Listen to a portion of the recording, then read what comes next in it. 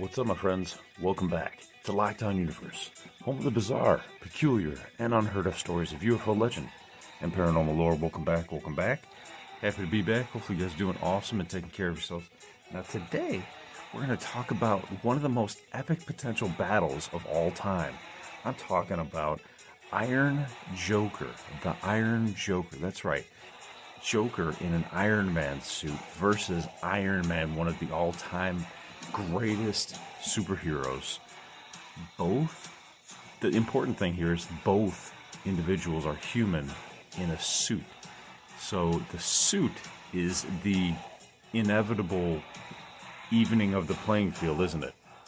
So we're going to talk about how both of these individuals can bring a lot of positives and a lot of negatives to the table and see who might actually win in a battle of wits and suits in a real life scenario. And I'm going to show you an amazing Iron Joker suit that was created by an individual for Comic-Con. So I'll show you that right now. I'll pull it right on up because I think it's one of the most imaginative and creative suits I've ever seen. And I think it really brings about an amazing idea for a battle between these two. So here's Iron Man. Here's an old school Iron Man comic book right here. You can take a look right here. Obviously, the suit conforms to the musculature of his body. Not always the case in many different Iron Man suits, and you know there's many different ones, Mark IIs, Mark IIIs, Mark IVs, Hulkbusters, and so on and so forth. But let's talk about the Iron Joker. Take a look at this bad boy. So if we can get in deep here, I want to show you. Check this out. Look what this guy made. He made an Iron Man suit that's purple and green, and the mask is from the Joker of the Dark Knight. It even has the cut mouth that Joker had in the movie. Look at this. Look at how detailed this is. It's got the cut mouth all the way up the side towards the ear. It's got the green detailing on the top. It's got the black makeup around the eyeballs. And then the entire suit's really purple, with the biceps being green and the thigh muscles and portions of the legs being green as well. But I'm a fan of art as much as I'm a fan of podcasting, and I love bringing the two together. Now, let's talk about how and who might actually win in a battle of the wits and brawn in a battle on the field. Let's say Joker actually has a suit, an Iron Man suit. Would he defeat the man who created the Iron Man suit? That's where it comes. That's where the psychology of battle comes into play, and the sheer amount of will and psychotic chaos-inducing behavior of the Joker really comes into play. Because you could say, hey, two people with an Iron Man suit, well, of course Tony Stark is going to win. But if the Joker was allowed to have at least a couple months inside the suit and utilize it in a few battles and incorporate it into his planning, there might be an actual real battle and potential for him to win. Now, does Joker need a suit to win a battle? That is the question, isn't it? Does Joker ever wear a suit in battling the Batman? The answer is no. The answer is Joker has never worn a suit, and Batman has always worn a suit every time he's defeated the Joker in a battle. Right? But I'm going to bring up some very important points in The Dark Knight that show if the Joker actually had a suit and used a suit, that he would virtually be unstoppable in both the DC world and in the Marvel world. Okay? So let's take a look at a little bit about the psychology and what the Joker actually did inside of The Dark Knight. See how he compares to Tony Stark and his psychology. So if we look at some of the things some of the events, some of the insane terroristic events that took place in The Dark Knight. Well, what's the first one? You know the first scene, right? Tell me about it. Oh, I'll tell you about it. Yeah, it was the Joker bank heist. The heist where he hires all these people to take out little pieces of the requirements of the scene, right? You got the guy who did the electronics and wiped out the telephonic communications. You got the guy who went in and held everybody up. Then you had the bus guy, who's the last guy. And then you got the Joker, who's in the middle. You got the guy who cracked the safe. So Joker is not above killing any of those guys to get what he wants. And what Joker wants is total anarchy. Okay? He doesn't care about money. Doesn't care about people. He doesn't care about anything. In one movie, he really does so much destruction that you can't even compare him to any other villain. Okay? Let's take a look at the second thing. He takes over an entire group of organized crime. Takes over an entire group of organized crime. He takes over Eric Roberts. He takes over Michael J. White. He takes over, I don't know, the little dude in the TV box who stole all their money, right? He gets all their money back. And then what does he do at the end of it? Once he has all the money, he says, I want half. He says, I'll take out the Batman, but I want half. He takes over an entire, already created, already organized crime syndicate with one small meeting. And although he appears diminutive, he's able to take that man's head and slam a pencil up his nose, virtually killing him. I'm assuming killing him, right? And then he has the audacity and the intellect in order to have an escape plan with all of those grenades in his jacket. You see, he seems insane. He's smacking his lips. He's looking around. He's obviously wearing clown makeup. A lot of people consider him insane. Michael J. White's character is like, you're a nutcase, and you're just a clown. But, or does he call him? He calls him crazy. He's like, I'm not crazy, right? But he's highly intelligent. Now, isn't that what Tony Stark is? Tony Stark is highly intellectual, highly creative. He manufactures weapons. He ships them all around the world. Some might call him a villain too, right? In that regard. But he also saves a lot of people's lives due to starvation and trying to kind of bring peace through war around the world. Now, see, Tony Stark is limited in the fact that he wants to do good, but he also has a high ego-driven personality. And that high ego-driven personality, those high A-listers, but A personality types, personality A, right? Where they have to achieve. That's their bar for life, for achievements. They have to win. And he wants to win at all costs, but he's not willing to kill everybody to do that. Joker, on the other hand, is. What else did Joker do? Joker dangles a fake Batman outside of the mayor's window and for the world to see and says, hey, Batman, come out and play. See, you would never have Tony Stark doing that. Tony Stark's too good. And the problem is that when you have somebody that's too good, not willing to push the envelope, not willing to protect by seriously maiming or having to kill somebody, you have a weakness now. And that's where evil can creep in. And that's where the Joker, I think, has the high ground in these battles. The Joker, not only, I think, is a better overall military planning combatant, but he's also willing to kill to get what he wants and have total anarchy.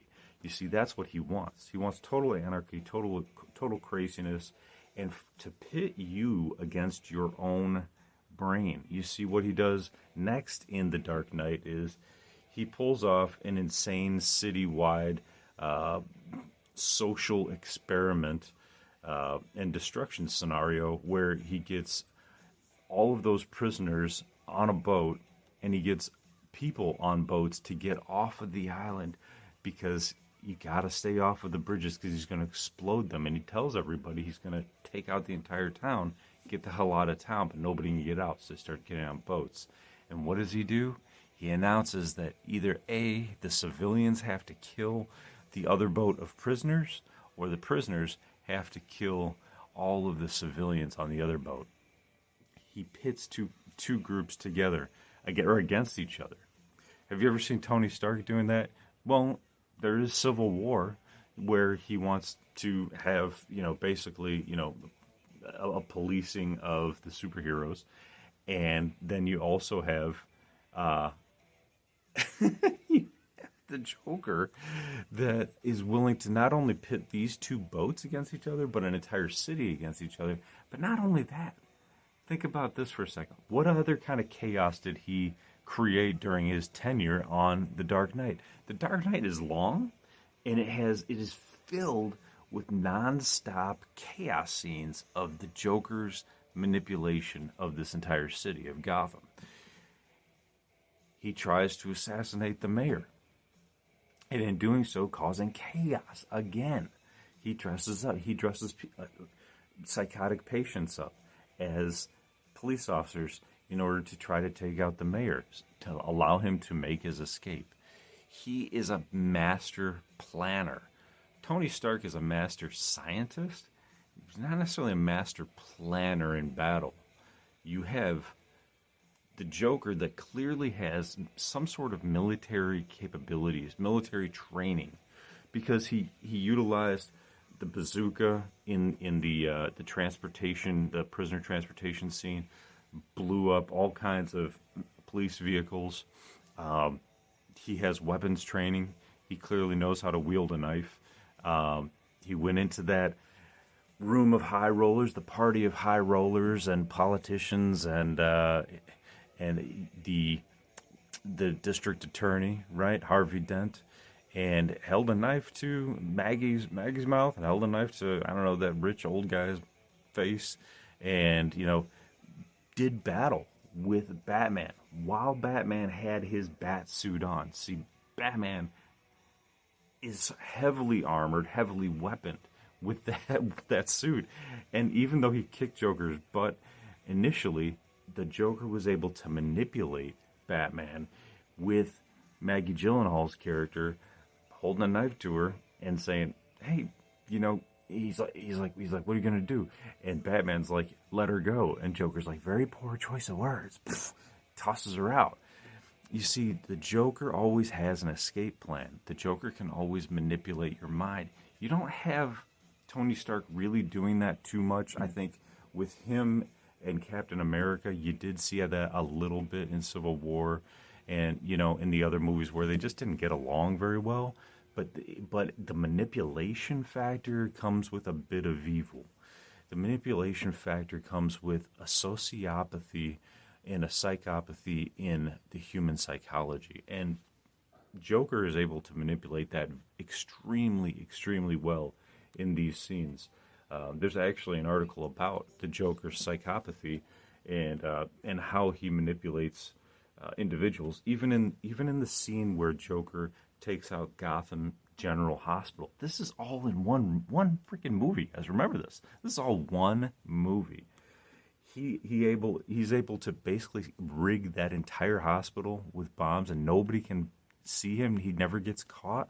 Aren't there cameras in these hospitals? He awkwardly shuffles away from the buildings as they're blowing up, right?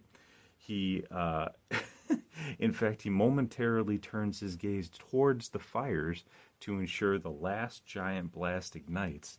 And when the final blow bursts, he reflexively turns away from the destruction again as he steadily heads towards his escape in the buses. Notice he always gets away in the buses. It's almost like he thinks nobody thinks about these buses. Nobody's willing to just look at a bus because there's too many damn people on buses. But people might be looking for a car. You see, I don't even think the Joker owns a car. Although I don't know how he's able to get all this stuff around. He must just steal cars or something. I don't know. Or maybe he has his minions do it. But you never see him in a vehicle except for a bus. But he doesn't take a lot of credit for any of this stuff. He basically says, "Hey, I want anarchy. And like Alfred tells Batman, he says, some people just want to watch the world burn." And that's exactly what he wants. We never find out why he's got those scars. Nobody ever, he comes up with a different story every single time. he even breaks out of the interrogation cell that Batman has, right? He's got a plan for everything. Not even a jail can hold him because he implants a bomb inside of one of his psychotic minions, and then it blows up the entire police station. He's able to get away. I mean, the sheer level of planning is Batman level planning. Except Batman can't always plan for someone else's proactive attack. The problem with defense is you always are on defense. The problem with offense is that you don't know what the defense is on the other side. So you're battling somebody who you can't always anticipate. You'd have to have constant surveillance on them to know what they're going to do and how they're going to do it and when they're going to do it. That's why the surveillance state is so high in America, isn't it, with the CIA and the FBI and everything. So in this scenario, right, and what's truly frightening in Joker's endgame is the Joker wants to prove that humanity is inherently sick. Iron Man doesn't want to do that. So even in a battle with suits, the Joker would figure out a way for Iron Man to pit himself against himself psychologically. He would put two groups on a boat and try to have him save one or the other, except one of the boats is going to explode when he tries to save people, and explode him in the process. He would try to figure out a way to manipulate Pepper, right, against his secretary, his love interest, against him in a battle of the wits, in a battle of the suits. There's so many ways that Joker can manipulate his enemy that I just don't think Tony Stark would win. I don't think he has it in him. I don't think he has the foresight and the capability to do that militarily. In a military strategic battle, Joker has the upper hand against Batman, and if he's got the upper hand against Batman, who's the ultimate planner in prep, I just don't think Tony Stark's going to have a chance against the Joker. He's motivated to prove that madness is like gravity. All it takes is a little push. The interrogation scene reveals Joker's high emotional intelligence. He understands Batman's vulnerability, just like any other villain or any other protagonist, hero, if you will, or anti-hero, sometimes as Batman's known as. He's able to get underneath his skin. He admits that he doesn't want to kill Batman because he needs him as part of his social experiments. Isn't that interesting? So would he kill Iron Man? Probably not, if he was likening him to Batman. If he needed him for his social experiments, if he needed to prove humanity was sick, if he's trying to take down an organization, he does it with his mind. He doesn't do it with brawn. Joker doesn't have a big, beefy body, but he has an insane military strategic long-term game plan that can wipe out his enemies.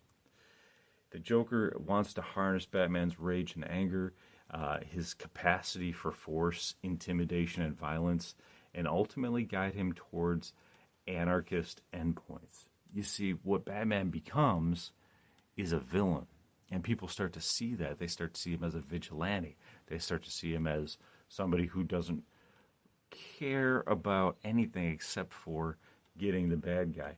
And what ends up happening is when you start to become like the bad guy in order to capture the bad guy, you inevitably become the bad guy.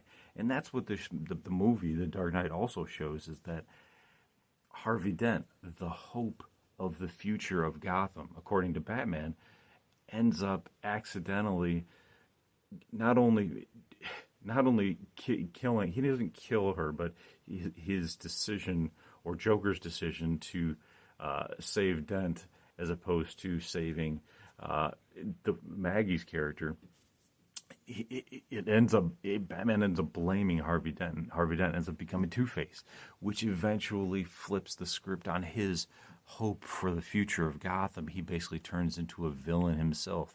You either die a hero, which Harvey Dent could have done, or you live long enough to see yourself become the villain. Isn't that fascinating? So is that true for everyone on the planet as well? You either die the hero or you live long enough to see yourself become the villain? Is it just the fact of age, that we just become too old and we're seen as either the villain in a financial sense or in a social sense, or is it versus Democrat versus Republican, or people with money or without money, or people that are old versus young? Is it just opposites are always continually fighting against each other for the reptilian Lush? Okay, I'm getting off topic. But what Joker was able to prove was that simply by leveraging the evils of society, he could create monsters that could take down superheroes. The monsters were all within the mind. The monsters were within these social experiments. And I simply think that Joker's upper hand is his mind. The suit would just enhance his capability for maneuverability. It would multiply his transportation. It would multiply his weaponry. But overall, the psychology of the Joker, or the Iron Joker if he had the Iron Man suit, would simply dominate Tony Stark's ego and desire to achieve and win, because he would be able to manipulate his desire and ego to win, and his continued desire to work with the Avengers and push the Avengers and to be right all the time. Tony Stark has a strong desire to be right and to prove himself and not take responsibility for his actions. And he's extremely pushy. His second issue is that he's extremely pushy, and his bravado and his ego and his hubris take him down. It's ultimately his destruction. And then his ability to not get along with a lot of people in the Avengers, to basically say I'm right all the time, to basically have to be the highest intelligence in the room, whether it's another leader like Captain America, or another leader like Nick Fury from the Shield. He's always in combative mode with his intelligence. So I think his own hubris would bring him down. His own ego would bring him down. He wouldn't be able to think in a multitude of combative scenarios militarily. He'd only be able to think kind of more in a laser-focused kind of way, which is the way a lot of geniuses work.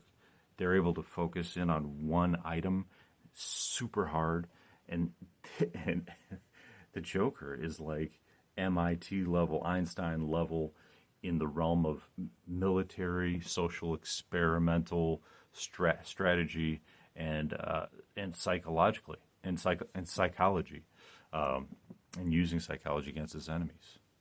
So, is there anybody that could take down the Iron Joker? Anybody human in a suit? Anybody with superheroes? Could they take him down? I just don't think so. I think the Iron Joker literally is able to create the world to burn. There's too many scenes in the TDK, they call it, the Dark Knight. And he is able to create too much chaos in too short a time. So anyway, guys, I hope you enjoyed the podcast. If you think Tony Stark can win, tell me why. Tell me why in the comment section. I'd love to hear it. I'd love to hear what you have to say. I'd love to, kind of have a discussion and see what you think. Oh, and I have the Dr. Doom shirt on, because Robert Downey Jr. is going to play not only Iron Man, but Dr. Doom. So let's see what you have to say. Bring your conversation. I'd love to hear it. And I hope you guys have a fantastic evening, a fantastic day, fantastic afternoon, whatever you're doing. I love you guys. Take care of yourselves emotionally, physically, spiritually. Keep that white light around you. Don't be like the Joker. Don't try to watch the world burn. Try to take care of your fellow man. Try to take care of yourself. And follow through on your hobbies and your goals and your dreams, whatever they may be. And as always, continue to question the universe around you. Until next time, guys, take care of yourselves and lock down universe out. Peace.